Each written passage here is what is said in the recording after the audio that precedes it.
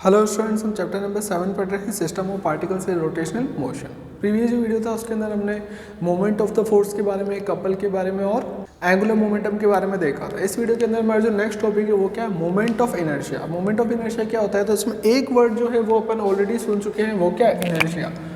अब इनर्शिया अपन ने सुना हुआ है चैप्टर नंबर 5 जो हमने पढ़ा था लॉज ऑफ मोशन, उसमें हमने क्या देखा कि इनर्शिया क्या होता है, एक प्रॉपर्टी होती है बॉडी की। क्या होती है इनर्शिया, जो प्रॉपर्टी होती है वो कि अगर कोई बॉडी रेस्ट पे है या फिर अगर कोई बॉडी यूनिफॉर्म मोशन में तो वो जो बॉडी है वो रेस्ट में ही रहेगी, या फिर यूनिफॉर्म मोशन में तो यूनिफॉर्म मोशन में ही रहेगी जब तक कि उसके ऊपर एक्सटर्नल फोर्स ना लगे। ये जो प्रॉपर्टी होती है बॉडी की, जो उसकी अभी जो कंडीशन है, चाहे रेस्ट हो या यूनिफॉर्म मोशन, उसको कंटिन्यू करवाती है, उसी प्रॉपर्टी को अपन क्या बोलते हैं, इनर्शिया। मतलब ये लीनियर मोशन में चेंज नहीं होने देती। वही प्रॉपर्टी जब एंगुलर मोशन में आ जाती है, रोटेशनल मोशन में आ जाती है। कहने का मतलब अगर कोई बॉडी अपने एक्सिस के अबाउट क्या कर रही है, रोटेट कर रही है। फॉर एग्जाम्पल ये मार्कर है, ये मार्कर जैसे फॉर एग्जांपल यहाँ पे देखो, अभी ये मार्कर क्या है, अपने एक्सिस के अबाउट घूम रहा है। अभी एक्सिस के अबाउट घूम रहा है। अब अगर मेरे को, अब एक्सिस के अबाउट घूम रहा है, यूनिफॉर्म मोशन से घूम रहा है, ठीक है। अब अगर मेरे को इसको रोकना है या फिर इसकी स्पीड मेरे को कम करनी है, ज़्यादा करनी है, तो क्या करना पड़ेगा, मेरे को एक्सटर्नल टॉर्क अप्लाई करना पड़ेगा।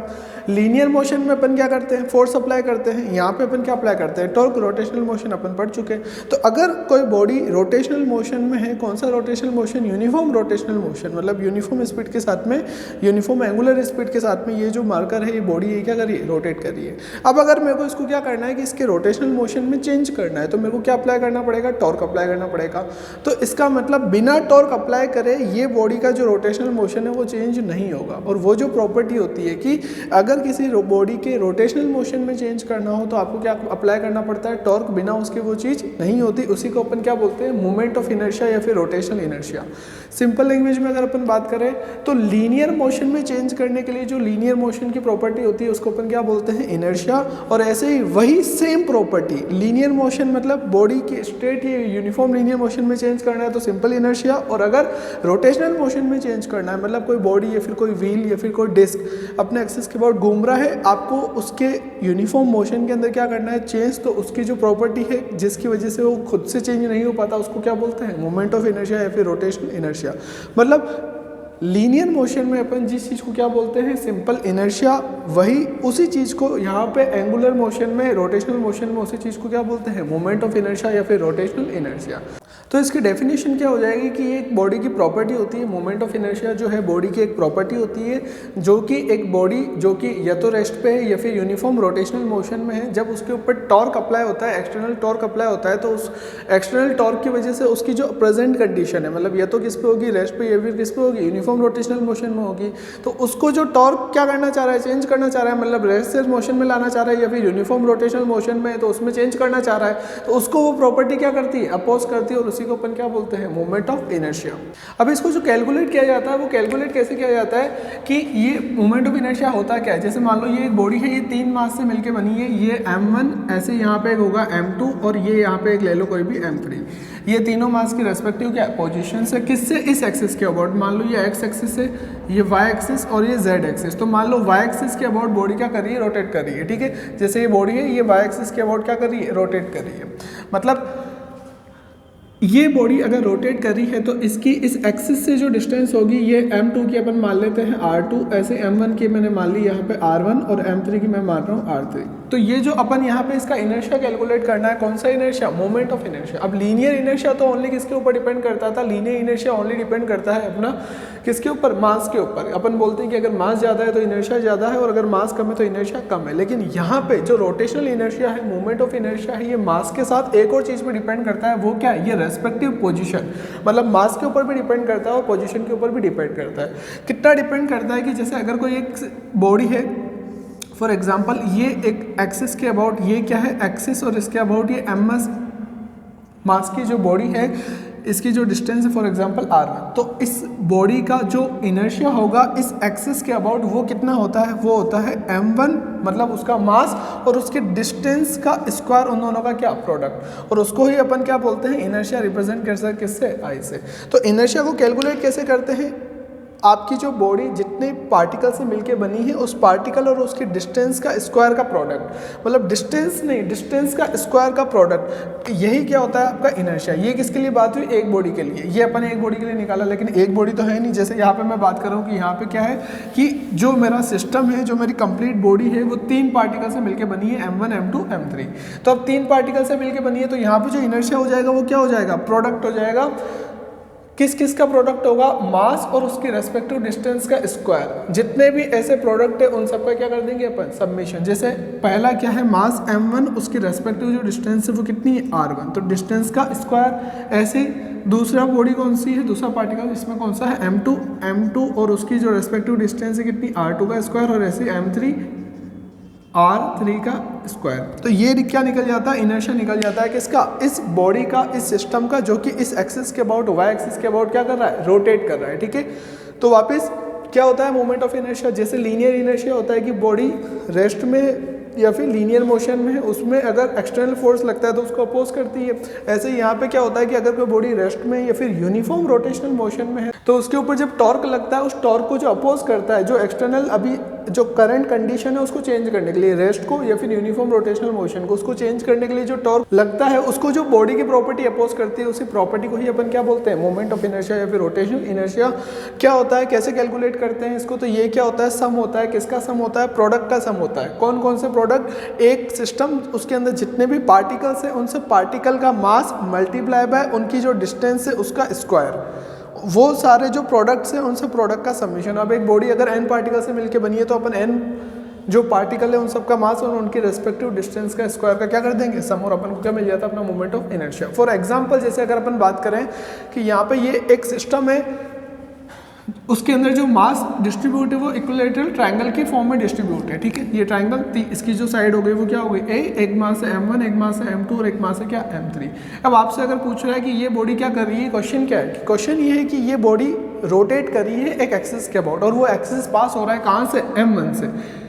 तो ये मैंने m1 से एक एक्सिस पास करवा दिया। अब आपसे ये पूछा जा रहा है कि अब इस सिस्टम का आपको क्या निकालना है? रोटेशनल इनर्शिया निकालना है, मूवमेंट ऑफ इनर्शिया निकालना है। तो अपन को तो मूवमेंट ऑफ इनर्शिया का फॉर्मूला पता है, तो सिंपली आपको क्या करना है? फॉर्मूला अप्लाई करना है। अब फॉर्मूला होता क्या है यहाँ पे कि I इक्वल टू कितने मास है? 3 मास है, तो ऑब्वियसली बात है 3 मास हो जाएंगे। मतलब ये जो फॉर्मूला है सिंपली डायरेक्ट यहाँ अप्लाई हो जाएगा कि m1 r1 square plus m2 r2 square plus m3 r3 का स्क्वायर। ठीक है, अब अपन को क्या चाहिए? मास। मास की अपने को वैल्यू बस यही दे रखी है, m1 m2 m3, ये तो बात हो गई इसकी। अब एक और चीज़ क्या चाहिए? डिस्टेंस। डिस्टेंस, ये जो डिस्टेंस है कहाँ से है? उस एक्सिस से, जिस एक्सिस के अबाउट आपका पूरा सिस्टम जो है रोटेट कर रहा है, और अपन बात कर रहे हैं पर्टिकुलर मास की। अब जैसे m1 मास यहाँ से कितनी डिस्टेंस पे? तो ये जो टोटल डिस्टेंस है, ये टोटल डिस्टेंस कितनी है? a। तो ये डिस्टेंस कितनी हो जाएगी? a/2। इसका मतलब m2 की डिस्टेंस कितनी हो गई? a/2। अगर ऐसे m3 की बात करूँ तो m3 की जो डिस्टेंस है वो भी कितनी हो गई? a/2, क्योंकि टोटल कितना है? a, तो हाफ से अगर ये एक्सिस पास हो रहा है तो a/2। अब अगर बात करें अपन m1 की, m1 क्या है? m1 जो है एक्सिस से कितनी डिस्टेंस पे है? अब एक्सिस के ऊपर ही m1 मास आपका लगा हुआ है, इसका मतलब उसकी जो डिस्टेंस है वो कितनी हो जाएगी? 0। तो इसका मतलब R1 जो है, R1 कितना हो जाएगा? 0। R1 0 क्यों हो गया? क्योंकि जो एक्सिस है जिसके अबाउट बॉडी रोटेट कर रही है उसकी जो डिस्टेंस आ रही है वो कितनी आ रही है? 0।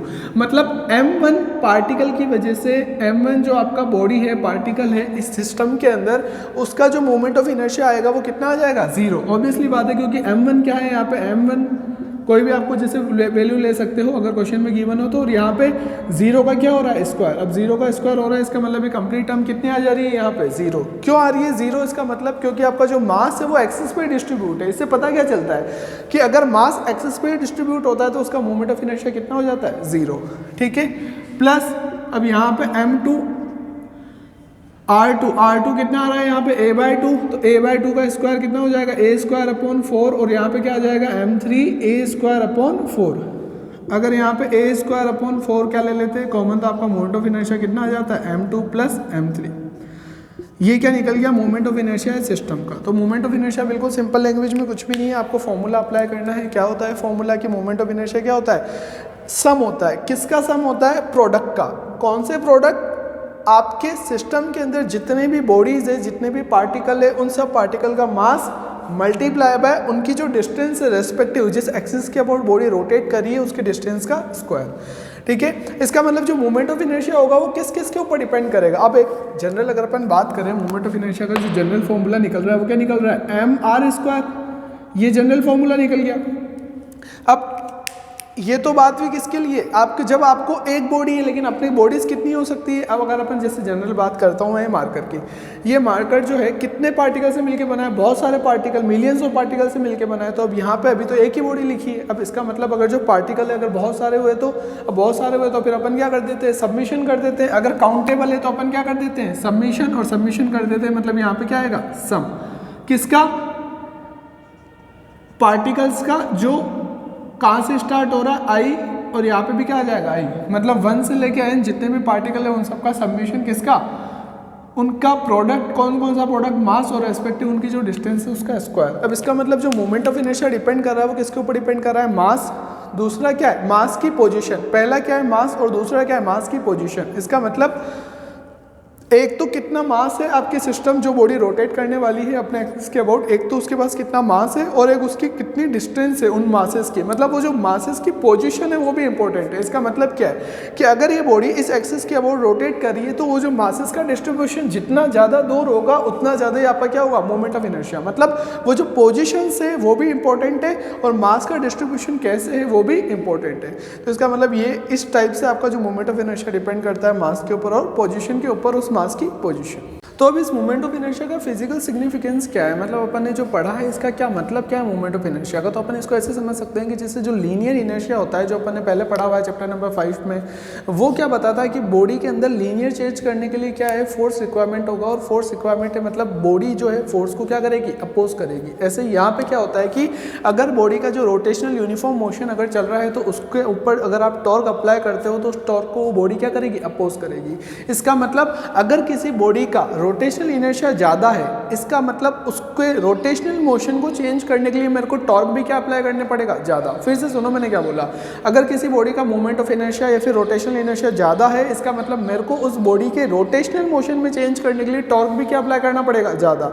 अगर किसी बॉडी का रोटेशनल इनर्शिया कम है तो मेरे को उस बॉडी के रोटेशनल मोशन में चेंज करने के लिए टॉर्क भी क्या अप्लाई करना पड़ेगा, कम अप्लाई करना पड़ेगा। इसका मतलब लीनियर मोशन में जो आपका रोल ओनली किसका होता है, इनर्शिया का। ऐसे यहाँ पे रोटेशनल मोशन में वही रोल किसका होता है, मोमेंट ऑफ इनर्शिया का। लीनियर मोशन में वो इनर्शिया ओनली किसके ऊपर डिपेंड करता है, मास पे। और यहाँ पे रोटेशनल मोशन के अंदर वो जो है प्रॉपर्टी वो मास के अलावा किसके ऊपर डिपेंड करती है, उसके डिस्टेंस के स्क्वायर पे डिपेंड करती है। मतलब यहाँ पे मास तो इंपॉर्टेंट है ही है, लेकिन उस मास का डिस्ट्रीब्यूशन, उसकी जो पोजिशन है वो भी क्या इंपॉर्टेंट है। नेक्स्ट ये आता है कि इसकी एप्लीकेशन क्या है, मतलब जैसे वहाँ पे इनर्शिया की एप्लीकेशन थी तो यहाँ पे जो रोटेशनल इनर्शिया इसकी क्या एप्लीकेशन है, तो इसकी बहुत ज़्यादा वाइड एप्लीकेशन है। फर्स्ट अपन बात करते हैं, एक डिवाइस होता है जिसका नाम होता है फ्लाई व्हील। नाम से ही पता चल रहा है कि ये जो है क्या एक टाइप से व्हील है। इसको अपन कहाँ कनेक्ट करते हैं, ये जनरली कनेक्ट होता है इंजन्स के शाफ्ट के ऊपर। इंजन जो होते हैं आपके 2 व्हीलर 4 व्हीलर्स के, उनकी जो शाफ्ट होती है वहाँ पे ये फ्लाई व्हील कनेक्ट होता है। अब ये फ्लाई व्हील करता है क्या, सुनना। जैसे मान लो ये शाफ्ट निकल रही है, ये एक इंजन है, ठीक है। यहाँ पे ये जो शाफ्ट है ऐसे आपके मोटर की शाफ्ट होती है तो वो घूमता है। इस टाइप से क्या है, ये एक शाफ्ट निकली हुई है और ये क्या है कि घूमेगा। अब ये घूमता है तो यहाँ पे मैं क्या करता हूँ, एक डिस्क लगा देता हूँ, व्हील लगा देता हूँ, ये ठीक है। ये इसका साइड व्यू है। अगर इसको अपन डिस्क को सामने से देखते हैं तो कैसे दिखती है, ऐसी वो डिस्क दिखती है। इसको अपन यहाँ लगा देते हैं, ठीक है। अब ये मैंने लगा दिया तो होगा क्या कि ये जो शाफ्ट घूमेगी उसके साथ साथ ये व्हील भी घूमेगा। अब इस व्हील का अपन क्या करते हैं, मास जो है इसकी जो मास है वो अब इस एक्सिस के अबाउट अगर वो घूम रहा है तो मास जो है वो एक्सिस से दूर डिस्ट्रीब्यूट हो रहा है, ठीक है। मतलब जितना बड़ा व्हील होगा उसके अकॉर्डिंग होगा क्या कि आपका जो मास है दूर दूर तक डिस्ट्रीब्यूट है। इससे होगा क्या, अगर मास की जो डिस्ट्रीब्यूशन की डिस्टेंस है अगर वो ज़्यादा होगी तो इनर्शिया क्या होगा, ज़्यादा। इसका मतलब वो जो व्हील है जिसको अपन क्या बोलते हैं, फ्लाई व्हील, उसका इनर्शिया जनरली क्या होता है, ज़्यादा। मोमेंट ऑफ इनर्शिया क्या होता है, ज़्यादा। अब होता क्या है कि जनरली इंजन से अपन को जो पावर मिलती है वो पावर कैसे मिलती है, फ्लक्चुएटिंग पावर मिलती है। फ्लक्चुएटिंग पावर अगर मिलेगी तो होगा क्या कि गाड़ी जो आपकी चलेगी, व्हीकल जो चलेगा वो कैसे चलेगा, फ्लक्चुएशन करते हुए चलेगा, झटके खाते हुए चलेगा। तो मतलब बिल्कुल भी ग्रेजुअल चेंज नहीं होगा। इसका मतलब क्या है कि आपकी जो राइड है आप जब चल रहे हो तो वो क्या हो जाएगी, काफ़ी डिस्टर्बिंग होगी। मतलब बार बार आपको झटके लग रहे हैं तो मतलब आप कंफर्ट बिल्कुल भी नहीं होगा। तो इसलिए अपन क्या करते हैं, ये व्हील लगाते हैं। अब इस व्हील को लगाने से क्या हुआ कि अगर इस इंजन से आपको जो पावर मिल रही है वो पावर पहले किस में जा रही है, इस फ्लाई व्हील में जा रही है, और उसके बाद आपके गियर बॉक्स में जाती है और आपके व्हील में ट्रांसमिट होती है। तो अब होता क्या है कि अगर यहाँ पे पावर का चेंज होता है तो सडन उसके बाद जो पावर का चेंज होना चाहिए वो कहाँ होगा, आगे गियर बॉक्स में होने से पहले इस फ्लाई व्हील में होगा। और ये फ्लाई व्हील क्या करेगा कि फ्लाई व्हील क्या है, इसका मोमेंट ऑफ इनर्शिया ज़्यादा है। अब यहाँ पे अगर पावर का चेंज हुआ मतलब टॉर्क का चेंज हुआ, और टॉर्क का चेंज हुआ तो यहाँ पे टॉर्क का चेंज होगा, और अगर मोमेंट ऑफ इनर्शिया ज़्यादा होगा तो टॉर्क का चेंज होने में टाइम लगेगा। अब टॉर्क का चेंज होने में टाइम लगेगा जब तक तो पावर वापस मिल गई। तो अगर यहाँ पे स्पीड कम या ज़्यादा होती है तो आपकी फ्लाईव्हील की स्पीड फटाफट कम या ज़्यादा नहीं होगी। क्यों नहीं होगी फटाफट कम या ज़्यादा, क्योंकि अभी अपन ने बात करी इसके सिग्निफिकेंस में कि जिस बॉडी का मोमेंट ऑफ इनर्शिया ज़्यादा होता है उसके रोटेशनल मोशन को चेंज करने में ज़्यादा टॉर्क की रिक्वायरमेंट होती है, जिस वजह से फ्लाईव्हील के बाहर जो पावर जाती है गियर बॉक्स में और व्हील में, और जो व्हीकल चलता है वहाँ पे जो चेंज होता है वो कैसा होता है, ग्रेजुअल चेंज होता है। और ग्रेजुअल चेंज होने की वजह से अपनी जो राइड होती है, जो पर्सन्स बैठे पे होते हैं व्हीकल के अंदर, वो क्या फील करते हैं, कंफर्ट फील करते हैं इस फ्लाईव्हील की वजह से।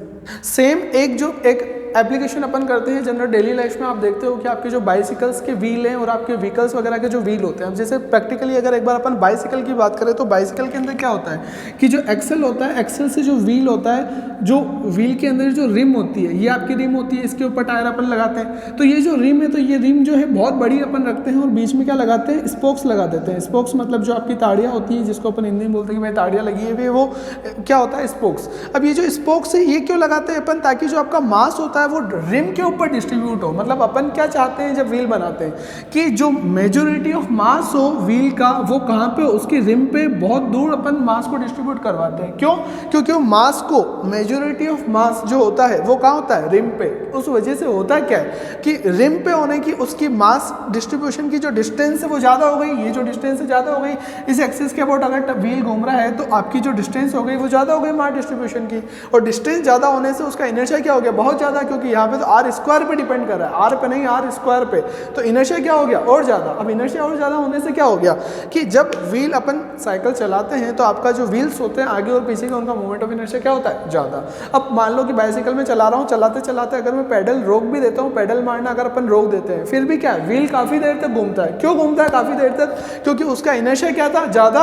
अब आपने तो व्हील के पेडल मारना बंद कर दिया, लेकिन अब उसको रुकने में क्या लगेगा, टाइम। उसको रुकने में टाइम क्यों लग रहा है, क्योंकि उसका moment of inertia, rotational inertia ज़्यादा है। जो उसका यूनिफॉर्म रोटेशनल मोशन हो रहा था उसके चेंज होने में भी क्या लगेगा, टाइम लगेगा। इसलिए काफ़ी देर तक व्हील चलते रहते हैं, अपन पेडल मारना रुक जाए उसके बाद भी। इसलिए जो आपके बुलक कार्ट्स होते हैं, बैलगाड़ी वगैरह जो होती है, साइकिल होती है, इसमें मेजॉरिटी ऑफ मास का होता है उसकी रिम के ऊपर होता है। ठीक है, तो इस टाइप से अपन क्या करते हैं, मोमेंट ऑफ इनर्शिया इंक्रीज कर सकते हैं और उसकी क्या कर सकते हैं, एप्लीकेशन। क्योंकि पहले क्या था कि इनर्शिया ओनली किसके ऊपर डिपेंड कर रहा है, मास के ऊपर। तो अगर मास ज़्यादा करेंगे तभी, लीनियर इनर्शिया की मैं बात कर रहा हूँ, मास ज़्यादा करेंगे तभी इनर्शिया ज़्यादा होता था। लेकिन यहाँ पे क्या है कि मास ज़्यादा करो मत करो, लेकिन अगर आपने उतने ही मास की डिस्ट्रीब्यूशन की डिस्टेंस ज़्यादा कर दी तो आपका इनर्शिया क्या हो जाएगा, चेंज। मतलब यहाँ पे दो चीज़ों की वजह से अपना मटेरियल बहुत ज़्यादा सेव हो जाता है। क्योंकि लीनियर इनर्शिया ओनली किसके ऊपर डिपेंड करता है, मास के ऊपर, लेकिन रोटेशनल किसके ऊपर डिपेंड कर रहा है, मास के साथ पोजीशन। तो अपन पोजीशन अगर चेंज कर देते हैं तो अपना ओवरऑल इनर्शिया भी क्या हो जाता है, इंक्रीज। मतलब जरूरी नहीं हर बार मास इंक्रीज कर रहे हैं, उसकी डिस्टेंस इंक्रीज करने से भी काम हो सकता है। अब मास इंक्रीज नहीं करेंगे तो मास बचेगा, और मास बचेगा मतलब मटेरियल बचेगा, मतलब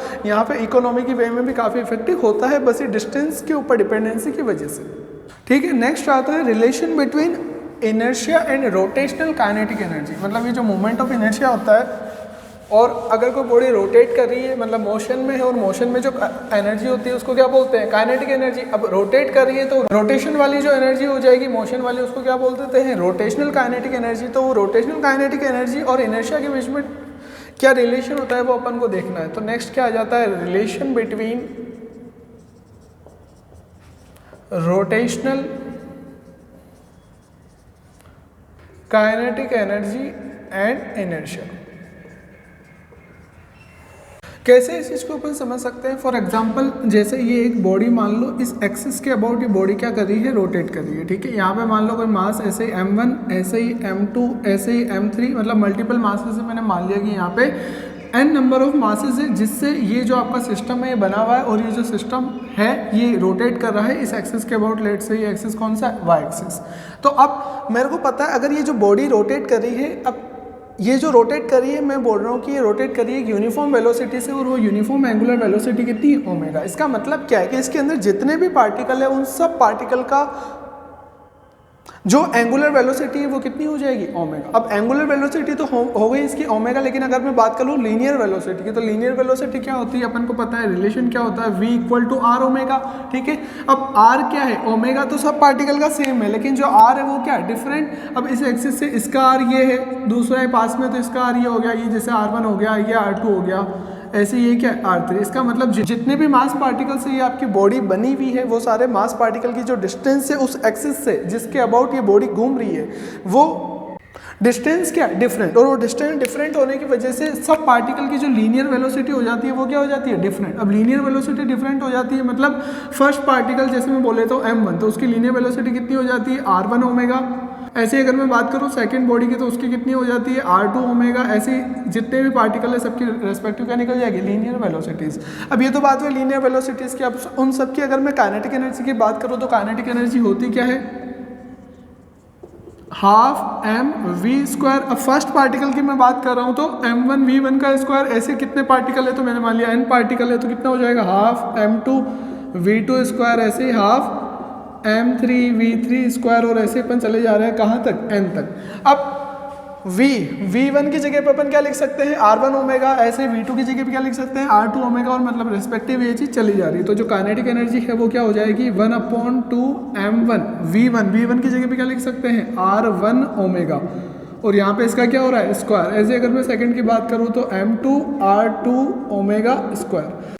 अब यहाँ पे देखते हो, एक तो हाफ सब में कॉमन आ रहा है और एक ओमेगा सब में कॉमन आ रहा है, क्योंकि ओमेगा सेम है। तो इस वजह से अपन क्या करते हैं, हाफ ओमेगा को क्या ले लेते हैं बाहर, तो बचता है क्या है अंदर, यहाँ पे क्या बच रहा है, r1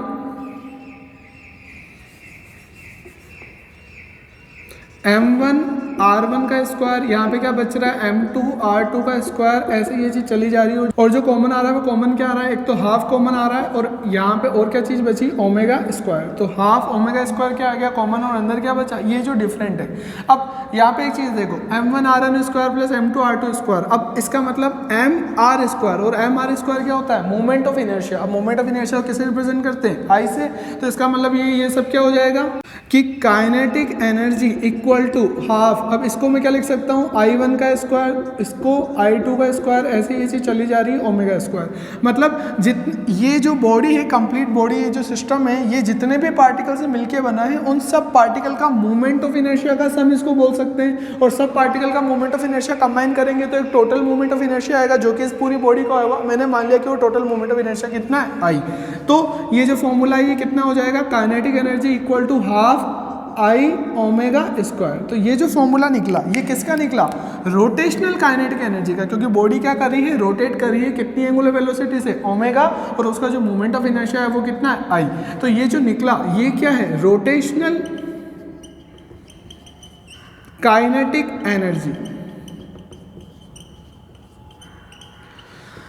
ये अपने क्या निकल जाती है, रोटेशनल काइनेटिक एनर्जी, जिसका जो फॉर्मूला निकलता है वो क्या निकलता है, हाफ I ओमेगा स्क्वायर। अब 2 मिनट के लिए याद करो, ये रोटेशनल है, तो लीनियर क्या होता है, लीनियर जो काइनेटिक एनर्जी है वो कितनी होती है, हाफ mv स्क्वायर। ठीक है, ये जो है ये फॉर्मूला किसका है, लीनियर काइनेटिक एनर्जी का। तो अब यहाँ पे देखो बिल्कुल सिमिलरिटी है, इसमें भी क्या आ रहा है, हाफ, इसके अंदर भी क्या आ रहा है, हाफ, दोनों में सेम। नेक्स्ट क्या है, इसमें क्या आ रहा है, I, इसके अंदर क्या आ रहा है, m। वो तो अपन ने बात करी स्टार्टिंग में कि वहाँ पे जो रोल किसका होता है, ओनली मास का। यहाँ पे वो रोल कौन करता है, मूवमेंट ऑफ इनर्शिया, जिसको किसे रिप्रेजेंट करते हैं, I। नेक्स्ट क्या है, दोनों वेलोसिटी, यहाँ पे क्या लीनियर वेलोसिटी का स्क्वायर, और यहाँ पे क्या होती है, एंगुलर वेलोसिटी का स्क्वायर। इसलिए अपन बोलते हैं कि लीनियर मोशन की जितनी भी फिजिकल क्वांटिटीज है वो सारे के सारे क्या एनालॉगस है, किसके, रोटेशनल मोशन के।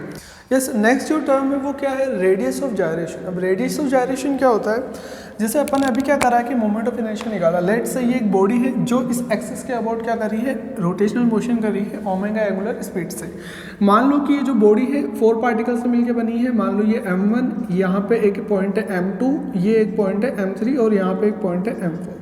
अब ऑब्वियसली बात है कि ये सब डिफरेंट पोजीशन पे है, तो इनकी जो डिस्टेंस होगी वो भी डिफरेंट। जैसे ये r1, ये r2, R3, और ये क्या हो जाएगा, R4। अब यहाँ पे अगर मैं टोटल मूवमेंट ऑफ इनर्शिया निकालता हूँ इस बॉडी का, तो वो कितना आता है, I इक्वल टू ऐसे ही m1 r1 का स्क्वायर, ऐसे ही m2 r2 का स्क्वायर, प्लस m3 r3 का स्क्वायर, प्लस m4 r4 का स्क्वायर। मान लिया कि वो जिन पार्टिकल से मिलकर ये बॉडी बनी है उन सबका जो मास है वो क्या है, सेम। मान लिया कि जो m1 m2 m3 m4 और ये सारे के सारे किसके इक्वल है, m के इक्वल है। वही ऑब्वियसली बात है, एक बॉडी है तो जितने पार्टिकल से मिलकर वो बनी है, अगर छोटे छोटे पार्टिकल है तो सबका मास क्या है, सेम। तो अगर मास सेम है तो ये फॉर्मूला क्या निकल जाएगा, m1 किसके इक्वल हो जाएगा, m के, m2 भी m के, m3 भी m के और m4 भी m के। तो यहाँ से m क्या आ जाएगा, कॉमन तो बचा क्या, r1 square plus r2 square plus r3 square plus r4 square. ठीक है, ये क्या आ जाता है, मोमेंट ऑफ इनर्शिया। पर अब यहाँ पे ये देखो, यहाँ पे डिस्टेंस है उनका क्या हो रखा है, स्क्वायर हो रखा है। तो अब अपन क्या बोलते हैं कि रेडियस ऑफ जायरेशन को डिफाइन कैसे करा, कि ये जो बॉडी है वापस मैंने एक्सिस बना दिया, इस बॉडी को मैंने वापस यहाँ पे बना दिया। अब इस बॉडी का मास जो है, कंबाइंड मास भी कुछ होगा, तो मैंने मान लिया कि कंबाइंड मास है वो कितना है, कैपिटल है। मतलब इन छोटे छोटे मास जितने भी पार्टिकल से मिलकर ये बॉडी बनी है उनका टोटल मास कितना है, m, जिसको अपन क्या बोलते हैं, मास ऑफ द बॉडी। ठीक है, तो अब रेडियस ऑफ जायरेशन का क्या कॉन्सेप्ट है कि एक एक्सिस से एक ऐसा पॉइंट जहां पे अगर मैं पूरा बॉडी का मास को क्या कर दूं, कंसंट्रेट कर दूं, तो जो मोमेंट ऑफ इनर्शिया की वैल्यू आएगी वो क्या आएगी, सेम। फिर से सुनना क्या बोला मैंने, इस एक्सिस के अबाउट ये बॉडी का मोशन हो रहा है, तो इस एक्सिस से एक डिस्टेंस पे एक ऐसा पॉइंट जहां पे अगर मैं पूरी बॉडी का मास क्या कर दूं, कंसंट्रेट कर दूं, तो जो मोमेंट ऑफ इनर्शिया आएगा वो क्या आएगा, सेम आएगा होल बॉडी के जो इंडिविजुअल पार्टिकल की वजह से निकल रहा है। मतलब ये जो मोमेंट ऑफ इनर्शिया निकल रहा है वो सेम आना चाहिए। अब सेम आने का मतलब क्या है कि वापस मोमेंट ऑफ इनर्शिया ये आई है तो ये भी कितना होना चाहिए, आई। अब यहाँ पे क्या है, टोटल मास। अब टोटल मास इस पूरी बॉडी का भी मैंने बात करी कितना है, कैपिटल M। तो टोटल मास कैपिटल M है, तो ये क्या हो गया, m। अब वो जो डिस्टेंस है उसका स्क्वायर, अब वो डिस्टेंस कौन सी है, तो ये डिस्टेंस को अपन रिप्रेजेंट करते हैं किससे, k से। तो यहाँ पे क्या हो जाएगा, m के स्क्वायर। तो ये m के स्क्वायर क्या बता रहा है, मोमेंट ऑफ इनर्शिया इस बॉडी का किस पॉइंट के अबाउट, इस पॉइंट के अबाउट। मतलब रेडियस ऑफ जायरेशन जो पॉइंट होता है वो क्या पॉइंट होता है कि एक्सिस से वो डिस्टेंस, जिस डिस्टेंस के ऊपर अगर अपन पूरे मास को एज्यूम करें तो जो मोमेंट ऑफ इनर्शिया की वैल्यू निकलती है वो क्या निकलती है, सेम निकलती है। जितने भी पार्टिकल है उनके मोमेंट ऑफ इनर्शिया के सम के इक्वल। फिर से शॉर्ट डेफिनेशन क्या है कि रेडियस ऑफ जायरेशन क्या है, वो पॉइंट जहां पे अगर मैं पूरे बॉडी का मास कंसंट्रेटेड मानूं उस एक्सिस से, तो वो पॉइंट की जो डिस्टेंस है उसी डिस्टेंस को क्या बोलते हैं, रेडियस ऑफ जायरेशन। और जो मोमेंट ऑफ इनर्शिया आता है वो क्या आता है, सेम आता है एज कम्पेयर टू जब अपन सारे पार्टिकल्स का निकालते हैं, उनकी रेस्पेक्टिव डिस्टेंस है। इसका मतलब अगर इसको मैं डाल दूं इक्वेशन 1 और इसको डाल दूं इक्वेशन 2, तो ये दोनों आपस में क्या होनी चाहिए, इक्वल। अब यहाँ पे तो क्या आ रहा है, टोटल मास, यहाँ पे एक ही पार्टिकल का मास है, तो इसलिए अपन यहाँ पे क्या कर देते हैं, n से ऊपर नीचे क्या कर दिया अपन, डिवाइड मल्टीप्लाई कर दिया। तो इससे क्या हो गया कि m इंटू एन। अब m इंटू एन, m क्या है यहाँ पे, एक पार्टिकल का मास, और n क्या है, number of particle. Number of particle को एक पार्टिकल के मास से मल्टीप्लाई कर दो तो क्या निकल जाता है, टोटल मास। तो इस इक्वेशन को और क्या लिख सकते हैं, I equal to capital M r1 square plus r2 square, और ऐसे ही जितने भी पार्टिकल्स हैं। अब उससे क्या निकल जाएगा, ये और ये इक्वेशन दोनों क्या इक्वल। तो मैं क्या लिख सकता हूँ यहाँ पे, m के square equal to m r1 square plus r2 square dot dot dot, और डिवाइड में क्या आ रहा है यहाँ पे, n आ रहा है। अब m से m क्या हो गया, कट, यहाँ से जो k निकलता है वो क्या निकलता है, under root r1 square plus r2 square और rn square divide by n। तो ये वैल्यू किसकी आ गई, k की, और k को ही अपन क्या बोल रहे हैं, रेडियस ऑफ जायरेशन। तो यहाँ से एक और डेफिनेशन आ जाती है कि इसकी रेडियस ऑफ जायरेशन की क्या आ रही है कि आपने ये जो निकाला, सबसे पहले आपने क्या करा, स्क्वायर, उस स्क्वायर का क्या निकाला, मीन, और उस मीन का फाइनल क्या कर दिया, अंडर रूट, और वही क्या है, रेडियस ऑफ जायरेशन, जिसको अपन क्या बोलते हैं, रूट मीन स्क्वायर। फिर से आपने सबसे पहले क्या करा, उन सारे डिस्टेंसेस का स्क्वायर, सारे पार्टिकल के डिस्टेंस का स्क्वायर, उसके बाद में उसका क्या निकाला, मीन, और उस मीन का इन द एंड अपन ने क्या कर दिया, रूट निकाल दिया। तो ये क्या हो जाता है, रूट मीन स्क्वायर। तो इसकी जो एक और डेफिनेशन है रेडियस ऑफ जायरेशन की, वो क्या निकल जाती है कि radius of gyration of a system of particle is the root mean square of the distances of all the particles in a body. ठीक है।